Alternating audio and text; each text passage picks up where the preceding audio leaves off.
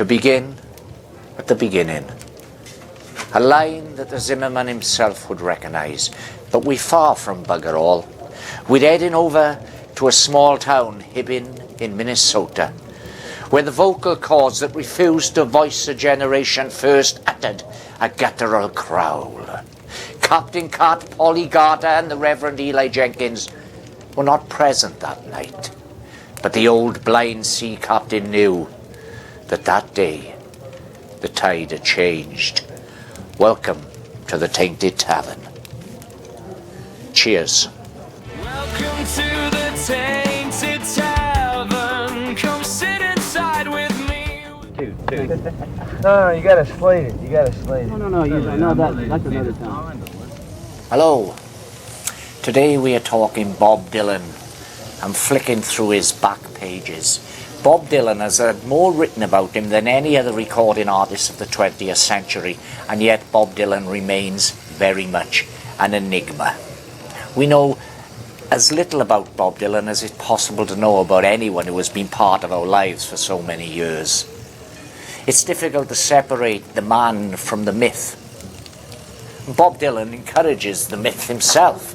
He has done so at various times. In various interviews, he has claimed on times to be an orphan. He has changed the name of his parents. He has changed his birthplace. He's done it all throughout the years. He remains very much at heart a jester. He plays with us. Bob Dylan, though, is undoubtedly a genius. Perhaps the foremost recording genius we've ever known. I made considerable notes here. Quite a lot of notes, in fact 6 pages of notes. So this may turn out to be a long video, but please, it's taken me a long time to put this video together. There are various sections. It's taken me a while to film it, so please stick around for as long as you can and do the usual thing: thumbs up, like, subscribe and share the shit out of this video. Now, Bob Dylan was born in Hibbing, Minnesota at 9:05 p.m. on May the 24th, 1941. That's fact. We know that for fact. He was named Shabita Zizel Ben Abraham. But in one retrospective interview that he gave, Dylan claimed to have actually been born on May the 11th, which changed his birth sign and sent Dylan's scholars into paradoxes of shit, what the fuck is going on here? Dylan has always played with those who sought to categorize him, to study him, to tell his story. And that's perhaps one of his greatest strengths. At various times throughout his career, Dylan has been a young folkie, a voice of a generation, a recluse, a musical preacher, a travelling Wilbury, and then perhaps the chronicler of our times. And it is perhaps as a chronicler of our times that he remains. But there remains the myth of Bob Dylan.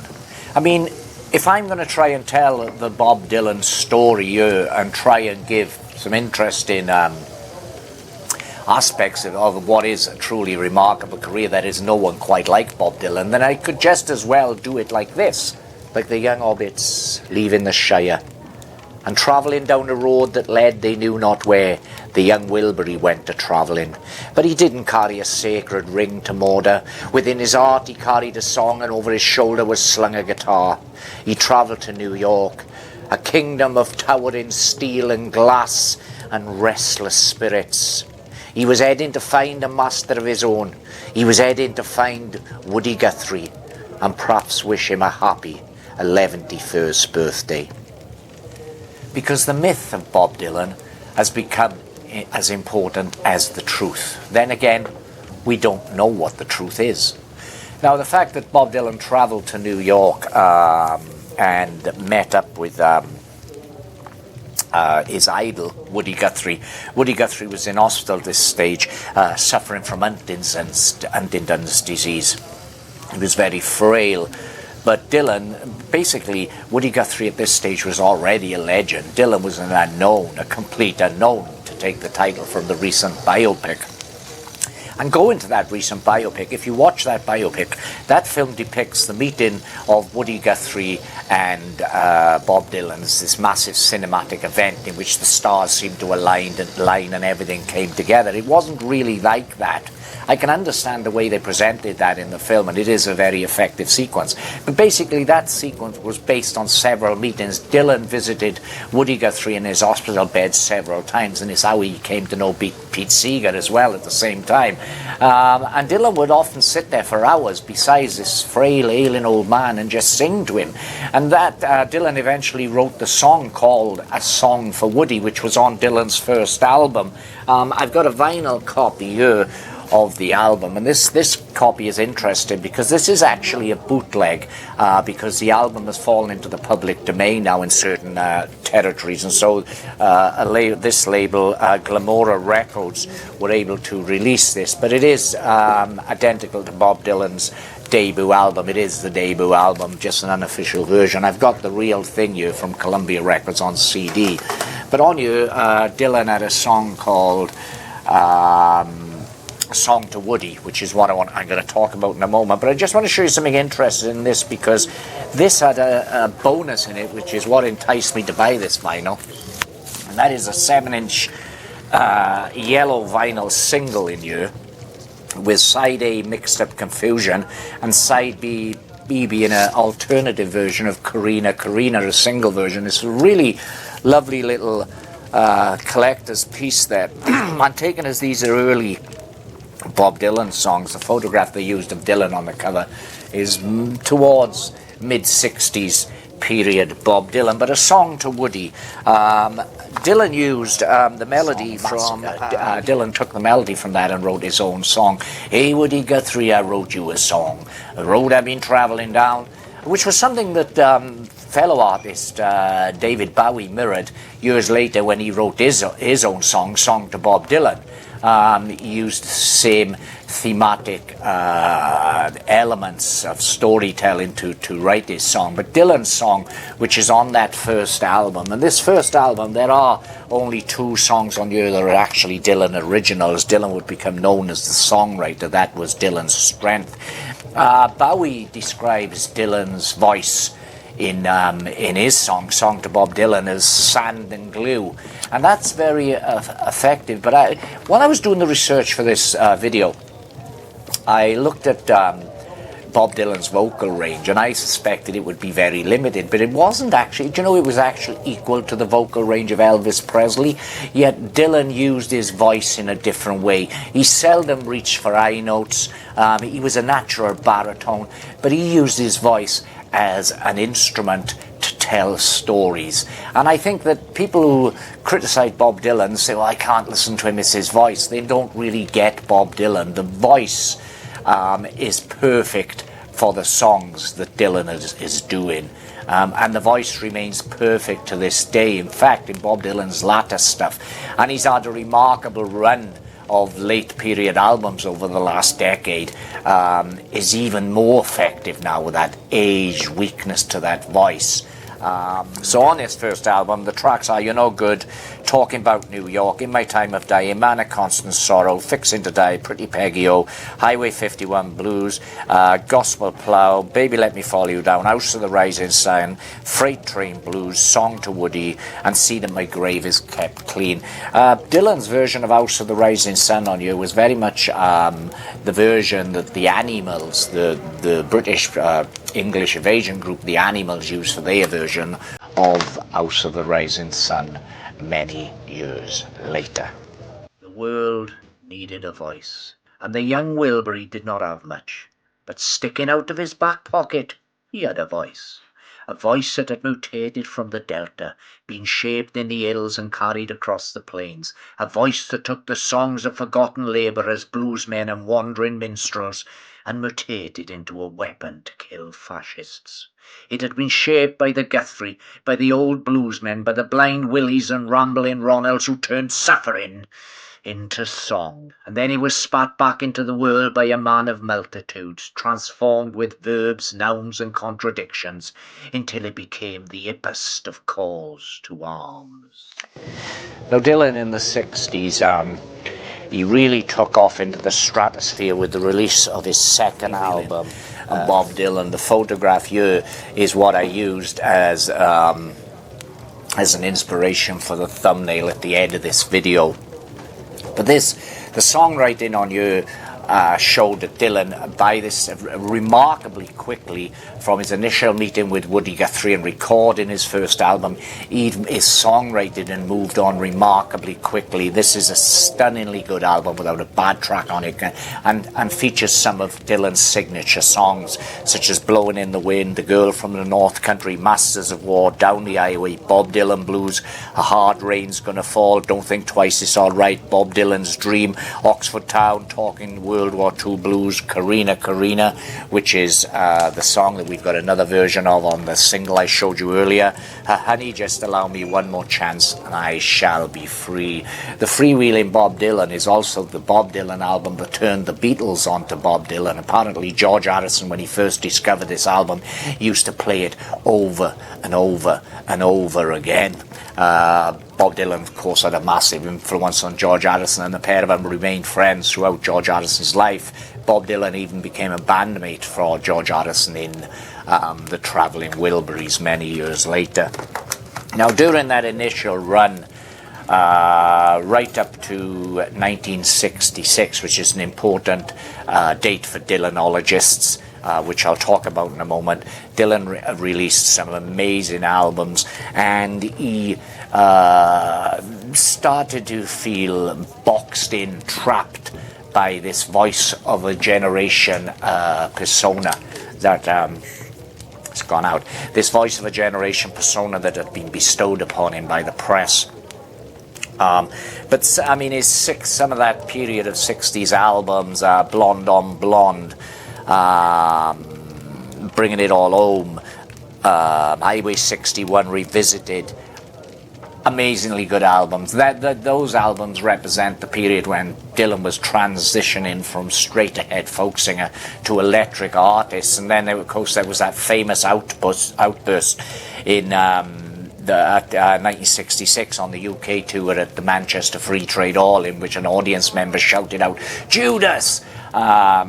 Because they felt that Bob Dylan had turned his back on who he really was by going electric. They felt that he had given up real music for the sake of commercialism, and so someone shouted out "Judas!" and then Bob Dylan just said, "I don't believe you, you're a liar," before turning to his band and saying, "Play it loud." It's absolutely...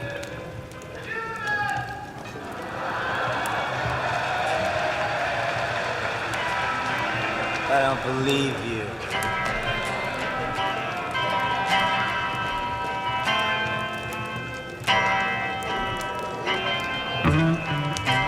You're a liar.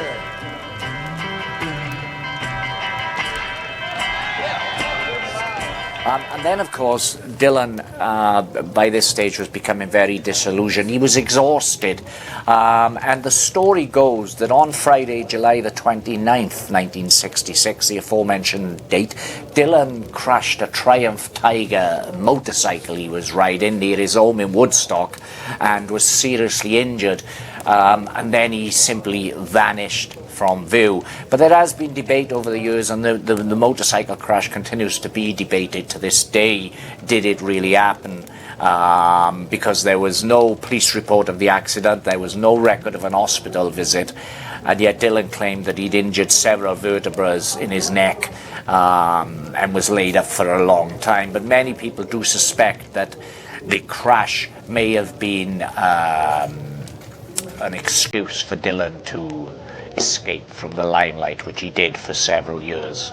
Then came the crash, or perhaps another fiction.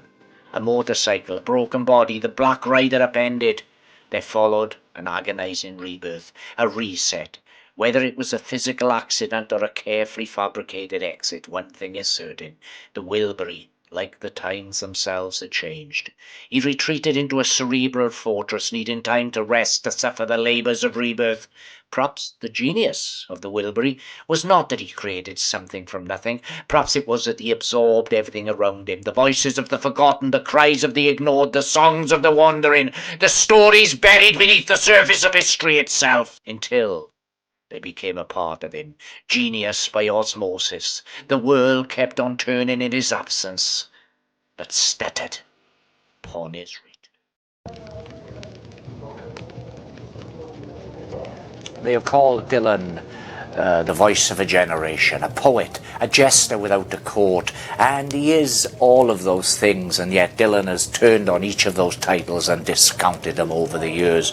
To me, looking at Dylan primarily as a poet, is missing the point. I feel that Dylan is very much a novelist, only a novelist that writes his stories in song, in disjointed, fractured chapters, with malleable words and excursions that go off in places that an ordinary mind wouldn't think of going. I think Dylan is an absolute genius, but he's always played with our expectations of him and given us something that we totally didn't expect, from his religious period, to his his albums like Empire Burlesque, which were not really successful, but his Travelling Wilbury period, when Dylan was allowed to escape from being Bob Dylan and go into the role of just one member of this supergroup, which contained George Harrison, Jeff Lynne, Roy Orbison, Tom Petty, and brilliant stuff. But some of the songwriting on the Travelling Wilbury's first album is among Dylan's best. Tweeter and the Monkey Man, for instance, is an absolutely fantastic song. But Dylan, every time he's counted out, every time we feel okay, he's washed up, he's at it, he comes back and surprises us. In 1997, I believe, just check the date on that. Yeah, I was correct. 1997, Dylan came out with Time Out of Mind, which was an absolutely huge comeback album from him. And he's continued since Time Out of Mind into his most recent studio album, 2020's Rough and Rowdy Way, with absolutely stunning albums. Every single album from that period, from Love and Theft to Rough and Ready Way, studio albums that is, which includes Modern Time, Tempest, Fallen Angels, Love and Theft, Modern Times, Tempest. Now, his most recent studio album, that is, he has had an album out since this, which was a recording with his band done during COVID, and that's been released on vinyl. But his most recent proper studio album is Rough and Rowdy Ways, which is a brilliant album. I don't think this will be Dylan's last album. It's got a song on here which I'm going to talk about in a moment, because it's one of the most interesting songs, I think, in Dylan's entire discography. It's not really a song in a traditional sense. In the traditional sense of a song, it's not really a song, but we'll talk about that in a moment. Just want to show you this album. The packaging is absolutely fantastic. And there we have John F. Kennedy on the background back there, which is the subject of the song we're going to speak about in a moment. But let me give you a track listen to this song. So you've got I Contain Multitudes, and Bob Dylan does indeed contain multitudes. False Prophets, My Own Version of You, I've Made Up My Mind, I've made up my mind to give myself to you, rather. Black Rider, Goodbye Jimmy Reed, Mother of Muses, Crossing the Rubicon, Key West, Philosophical Pirate, and the final side of this vinyl is taken up by one song, and that's a song I want to talk about right now, Murder Most Foul. Now, the Murder Most Foul is not in a traditional sense a song at all. It's rather, I think it's got some similarities to the Billy Joel song We Didn't Start the Fire, in that Billy Joel, in the song We Didn't Start the Fire, spew out a litany of events. It's a wonderful song, We Didn't Start the Fire, but he throws out a litany of events that tells an entire history of a certain period in time. Dylan's does the same in Murder Most Foul, only rather than just listing a string of events, Dylan talks about them within this song, and he does talk about them rather than sing about them, because his voice is used really effectively, so that he's sort of talking, just breaking into the verge of singing, but holding back, so the voice simply has something of a musicality to it, but he becomes talking, and he references many key events of his own time frame. Of course, John F. Kennedy. His murder is central to the story. They took out his brain, he says, is one section in the song. He mentions the Beatles in this song and those British bad boys, the Rolling Stones. He tells listeners that the Beatles are coming to hold your hand. He mentions so many different iconic people throughout this 18-minute magnum opus, this 18-minute masterpiece that ends the album, Rough and Rowdy Ways. Brilliant album. Have I got a favourite Bob Dylan album? No, that's a very difficult question, because Bob Dylan albums are not albums as any other artist's albums are albums. Bob Dylan's albums are timeless, without a doubt, even if some of them are time capsules of the period in which they were recorded. But I love many Bob Dylan albums. I've not got every single one of his albums, so I've got the greatest bulk of his discography. But Bob Dylan albums that I do love, Rough and Rowdy Ways would come into that. I like his debut album. I love the Free Wheeling Bob Dylan. Those three amazing albums he made in the 1960s. Towards the culmination of the first stage of his career, Bring It All Back Home, Blonde on Blonde, and Highway 61 Revisited absolutely blown me away. And I mean, the song Desolation Road from Highway 61 Revisited, that to me is, oh my God, it's like Mice and Men put to song. It's brilliant. It's Dylan channeling Hemingway and Steinbeck in one song. It's a fantastic piece. Later albums, of course, Blood on the Tracks, which is often listed by many as Bob Dylan's greatest album. I don't necessarily agree with that. I don't think there is a greatest Dylan album, actually. I think the good ones all stand equal. A very underrated Dylan album that I love is New Morning, which came after Self-Portrait, which was probably one of Dylan's most derided albums. But I love New Morning. I think it's fantastic. That's got the song on it, I Went to See the Gypsy, which is based on a fictional meeting between Bob Dylan and Elvis Presley. Brilliant stuff. Young Wilbury, who once travelled to New York carrying nothing but a guitar, became the man who, like Atlas, carried the world upon his shoulders. But perhaps that was always the great contradiction in the Wilbury. He spent a lifetime being told who he was, yet spent that same lifetime being someone else. Prophet, poet, troubadour, jester, calling upon the mother of muses to carve his path, singing of heroes, villains, and ghosts that haunt the soul. Beneath one mask, there was always another waiting to be revealed. He was so much older then, but he's younger than that now. And so we await the next chapter, as the Wilbury continues travelling down the long, lonely highway towards his own personal Rubicon. Brilliant stuff. So that's just a basic outline of Bob Dylan and who Bob Dylan is. I don't think it's possible to do a video that could give you a definitive history of Bob Dylan, because there is no definitive history of Bob Dylan. I mean, who is Bob Dylan? That's the question that remains very much to this day. So don't forget, usual thing, thumbs up, comment down below, subscribe to this channel and share the shit out of this channel. What's your favourite Bob Dylan's album? What's your favourite Bob Dylan period? Who is Bob Dylan? Thanks for watching the Tainted Tavern. Come back soon. Please come back soon.